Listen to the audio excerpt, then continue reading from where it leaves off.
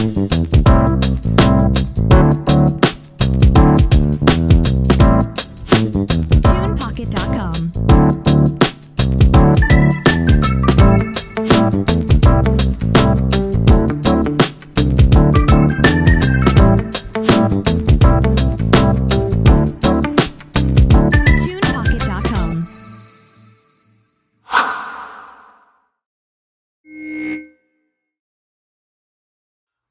Good day, and welcome to the Sean Farrell podcast. I am Sean Farrell. God is great all the time. All the time, God is great. And let's not waste no time. Let's get into it. So, dealing with mental pain is one of the most torturing things that you can ever deal with, okay? Mental pain is some of the most dark, cold-blooded pain that you will ever feel. And it's one of the most cringing feelings because you have to deal with it. Because you have to deal with excruciating dark days. You have to deal with excruciating dark days. I have to deal with excruciating dark days often, okay? And so being in mental pain is just like being shackled and you can't get free. It's like being shackled and you can't get free. No. You may escape your thoughts, but they catch up with you again, and then you're shackled again. And I made this analogy because you got to manage your symptoms 24/7. Your mental health symptoms of depression, anxiety, suicidal ideation. I mentioned this in a short that I did. I said that managing your symptoms is like boxing. You got to go 12 rounds every day. You got to go 12 rounds every day with your depression, with your anxiety, and your suicidal ideation.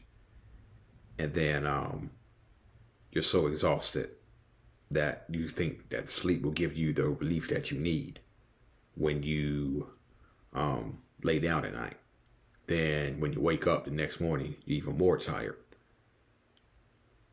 And sleep didn't give you the relief that you were craving. So now you got to get up, and then you got to go another 12 rounds with depression, your thoughts. And so it's torture and it is hell, okay? And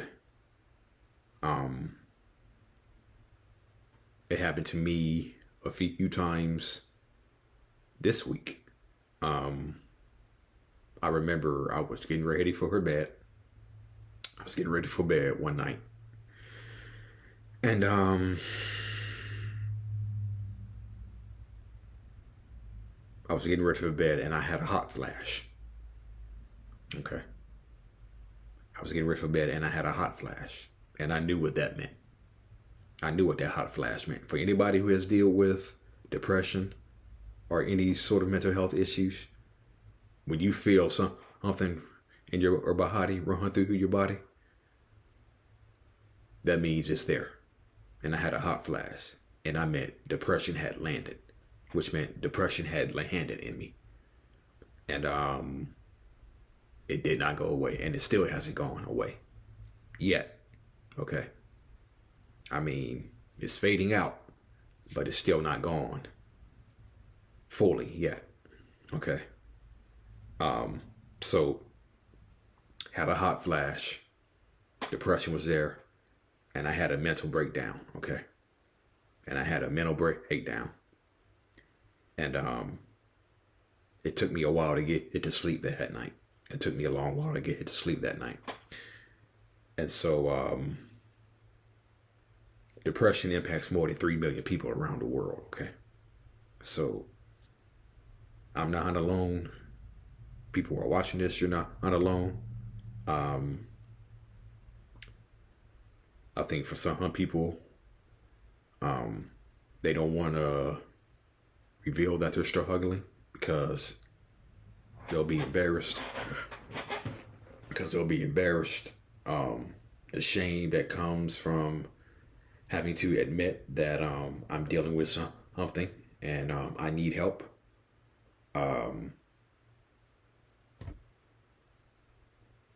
It's not weak to ask for help, okay? It is not weak to ask for help. It is not weak to ask for help, okay? Especially among men who deal with mental health issues like I do. No, it's not weak to ask for help. I encourage you to seek help. It'll save your life. You will feel better, okay? You will feel better, okay? So don't be ashamed to seek help. Don't be ashamed to speak out. Don't hold it in, okay?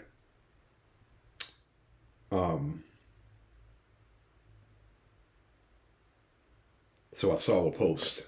So I also saw a post that said that talk about a lot of ways to they talk about a lot of ways to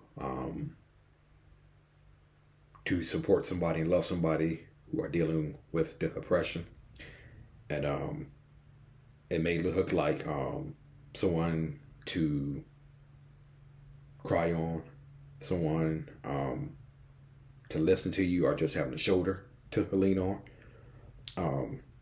Just having someone sitting next to you while you watch your favorite TV show. Helping with a task that feels impossible when you're depressed and tired, like going to the grocery store with you, taking you to the doctor, going out and getting lunch with you, helping you out with the laundry,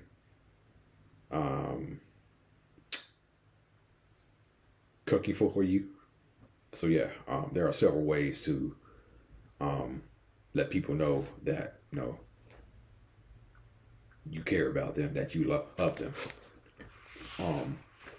despite the fact they're going through a depressive episode right now. I just had a friend. I just had a friend who is struggling. Who is struggling.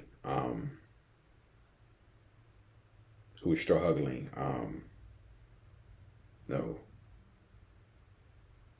I texted them first. And then they got back to me. And they said they were just going through a lot. They're just facing challenges right now at work. They're facing challenges in life. They're facing challenges mentally. And they said that they were just tired. And they said they were just tired. And they just requested that I pray for them. Okay. And so, yeah.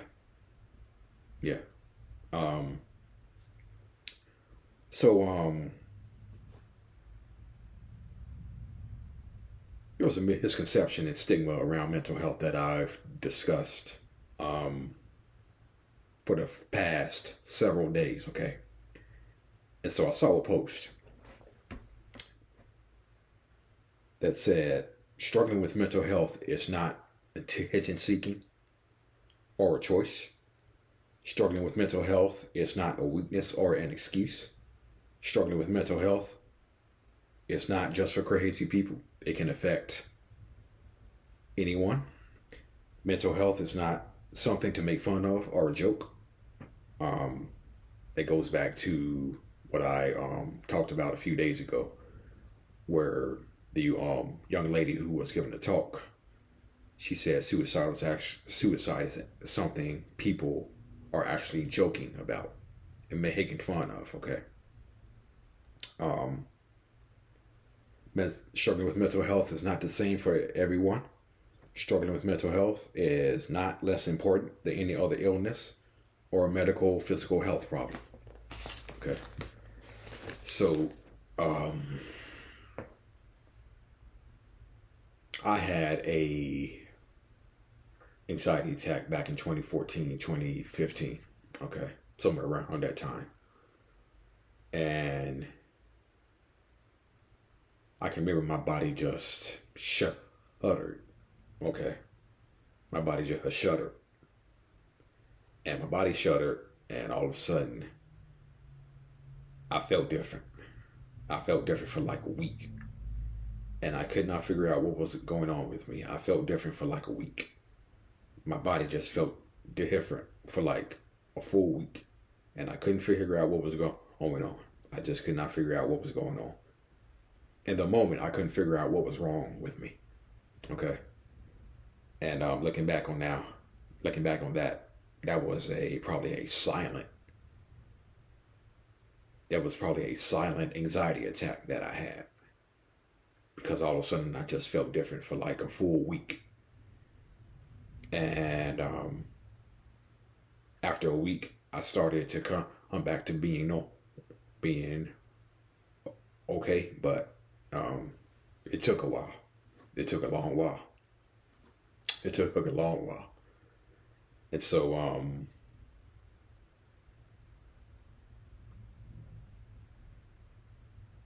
I mentioned that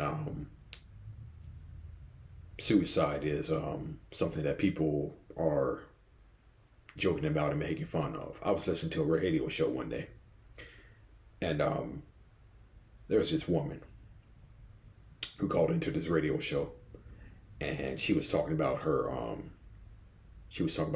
ex, and she was talking about how her ex threatened to jump if she didn't respond to his calls. So then the radio host was like, well, did he jump? And the woman was like, he did. Okay. And they were laughing about it. The radio hosts were laughing about it. Not only were they laughing about it, but the woman was laughing about it. The woman was laughing about it. He didn't die when he jumped, because I can't remember where he jumped from, but he ended up hurting his knees and having bad injuries, but he didn't die. He didn't die. He just ended up having like bad knee injuries or something like that when he jumped. But I'm like, this ain't fun, honey. That's not funny.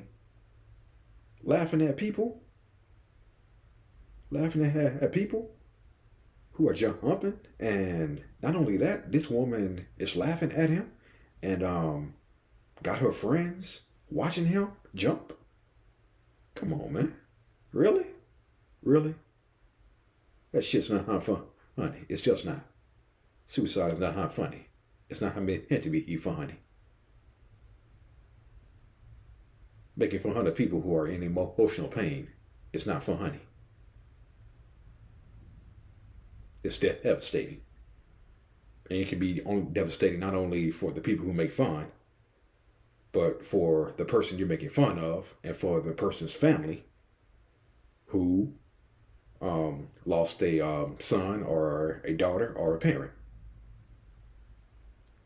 Okay, so it ain't funny. Period. All right, that's it. That's all for the Sean Farrell podcast. I am Sean Farrell. I am out of here. Peace.